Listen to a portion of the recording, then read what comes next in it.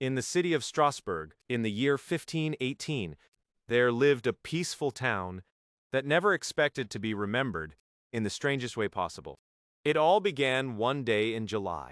A woman named Frau Trophea stepped out of her home, unaware of what was about to happen. Suddenly, she began dancing in the middle of the street.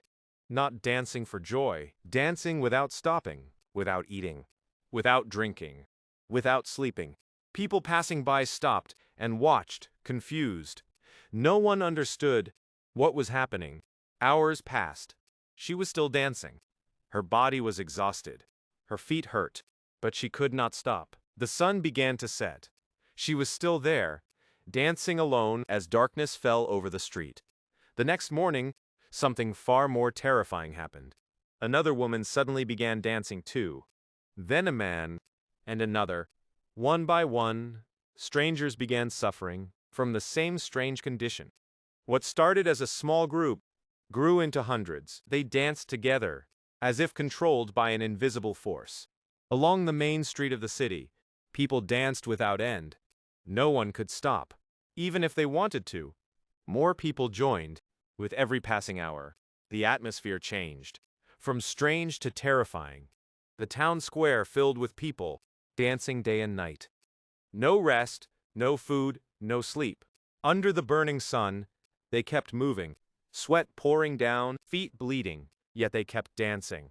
Their faces showed pain and exhaustion. Eyes wide open, mouths open, but their bodies kept moving. People began to collapse. They fell unconscious in the street. But when they woke up, they started dancing again. Townspeople tried to carry them away. But as soon as they were set down, they stood up and danced once more. Day turned into evening. They were still there, weak, thin, starving, but they would not stop. Night fell. Under the moonlight, hundreds of shadows moved rhythmically through the dark streets. It was a dark and terrifying sight. There was no music, only the sound of footsteps and heavy breathing from hundreds of people. Children watched from their doorways, their eyes wide with fear and confusion. Doctors and scholars gathered together, whispering in confusion. No one knew the cause, and no one knew how to stop it. Doctors examined the dancers, racing hearts, burning bodies. There was no recognizable illness. Priests led prayers. People knelt and begged for help from above, but the dancing did not stop. Chaos filled the streets.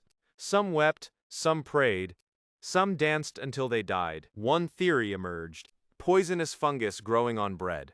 A fungus called ergot, known to cause hallucinations and violent muscle spasms. Grain stored in damp warehouses could grow this fungus. But could it cause hundreds of people to dance together, all at once, without stopping? A second theory: the position of the stars and planets. People in those days believed that events in the sky could influence human behavior on Earth. Doctors opened ancient books, searching for answers, but no single theory could fully explain what had happened.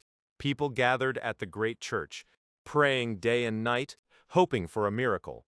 Slowly, the plague faded away, just as mysteriously as it had begun. The city of Strasbourg returned to silence, but the memory of what happened remained forever in the town's history. Historical records still exist. Church documents, medical reports, official letters, all confirm that this truly happened. Even today, there is no certain answer. No theory can fully explain why it happened.